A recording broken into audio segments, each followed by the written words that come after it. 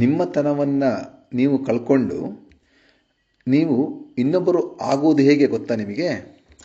ಈಗ ಯಾವುದೋ ಒಂದು ಸಂದರ್ಭದಲ್ಲಿ, ಯಾವುದೋ ಸಮಾರಂಭದಲ್ಲಿ ಯಾವುದೋ ಒಬ್ಬ ವ್ಯಕ್ತಿ ನಿಮಗೆ ಏನಾದರೂ ಒಂದು ಮಾತನ್ನು ಆಡಿಬಿಡ್ತಾರೆ. ನೀವೇನು ಮಾಡ್ತೀರಾ? ಅದನ್ನೇ ನಿಮ್ಮ ತಲೆಯಲ್ಲಿ ತುಂಬಿಕೊಂಡು ಮನೆಗೆ ಬರ್ತೀರಾ. ಬಂದ ನಂತರ ಆ ವ್ಯಕ್ತಿಯ ಹೇಳಿದ ಮಾತನ್ನೇ ನೀವು ಮೆಲುಕು ಹಾಕ್ತಿರ್ತೀರ. ಉದಾಹರಣೆಗೆ ನಿಮ್ಮ ಹೆಸರು ರಾಕೇಶ ಅಂದ್ಕೊಡಿ. ಈಗ ಸುರೇಶ ಅನ್ನೋ ವ್ಯಕ್ತಿ ನಿಮಗೆ ಏನೋ ಅಂದುಬಿಟ್ಟಿದ್ದಾರೆ. ನೀವು ಮನೆಗೆ ಬಂದ್ರಿ, ಸುರೇಶನ ಬಗ್ಗೆ ಯೋಚನೆ ಮಾಡ್ತೀರಾ. ಸುರೇಶ ಹೀಗೆ ಅಂದನಲ್ಲ, ಕೂತಾಗ ಅದೇ ಯೋಚನೆ. ಮಲ್ಕೊಂಡ್ರಿ, ಸುರೇಶ ಹೀಗೆ ಅಂದನಲ್ಲ, ಅದೇ ಯೋಚನೆ. ಊಟ ಮಾಡ್ತಾ ಇದ್ದೀರಾ, ಸುರೇಶನ ಯೋಚನೆ.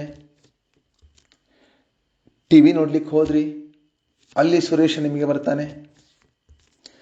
ಬಾತ್ರೂಮಿಗೆ ಹೋಗ್ತೀರಾ, ಅಲ್ಲಿ ಸುರೇಶನ ಯೋಚನೆ.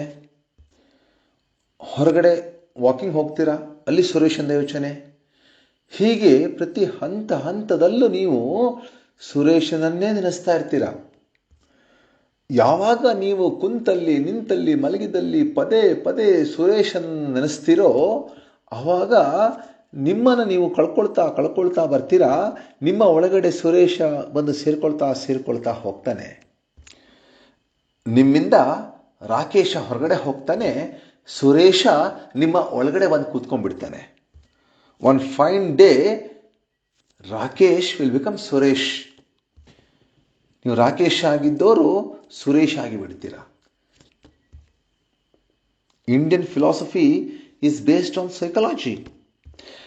ನೀವು ಈಗ ವೀರೇಂದ್ರ ಹೆಗ್ಗಡೆಯವರನ್ನ, ರಾಮಕೃಷ್ಣ ಪರಮಹಂಸರನ್ನ, ವಿವೇಕಾನಂದವ್ರನ್ನ, ಇಂಥವ್ರನ್ನ ಯೋಚನೆ, ಅಬ್ದುಲ್ ಕಲಾಂ ಅವ್ರನ್ನ, ಹೀಗೆ ಅವರನ್ನ ಯೋಚನೆ ಮಾಡ್ತಾ ಇದ್ರೆ ಬಹುಶಃ ಅವರ ಗುಣಗಳು ನಿಮ್ಮಲ್ಲಿ ಅಡಕ ಆಗ್ತಾ ಒಂದು ದಿನ ನೀವೇ ವೀರೇಂದ್ರ ಹೆಗ್ಗಡೆ ಆಗ್ಬೋದು, ನೀವೇ ಸಿದ್ಧಗಂಗಾ ಶ್ರೀಗಳಾಗ್ಬೋದು, ಅಥವಾ ನೀವೇ ವಿನಯ ಗುರೂಜಿ ಅವಧೂತರಾಗ್ಬೋದು, ಅಥವಾ ನೀವೇ ಇನ್ನೇನೋ ಆಗ್ಬೋದು.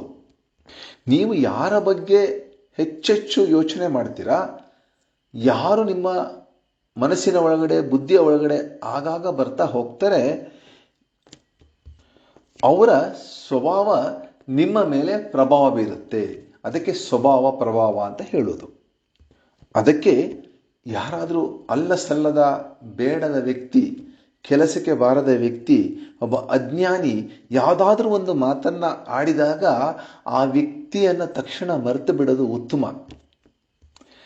ಇಲ್ಲ ಅಂದರೆ ಆ ಅಜ್ಞಾನಿಯ ಬಗ್ಗೆ ನೀವು ಸದಾ ಅವನನ್ನೇ ನೆನೆಸ್ತಾ, ಅವನು ಆಡಿದ ಮಾತುಗಳನ್ನು ನೆನೆಸ್ತಾ ಹೋದರೆ ನೀವು ಒಂದು ದಿನ ರಾಕೇಶ ಹೋಗಿ ಸುರೇಶ ಆಗಿಬಿಡ್ತೀರ.